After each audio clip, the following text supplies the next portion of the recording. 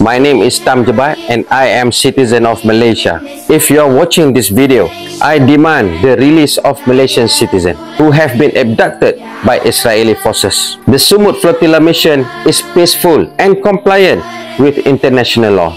Dan aku nak minta Datuk Seri Anwar Ibrahim, PM Malaysia, untuk mengadakan sidang media khas untuk memberi info-info terkini tentang pejuang-pejuang kami, rakyat Malaysia dan semua pejuang-pejuang di Sumut Flotilla.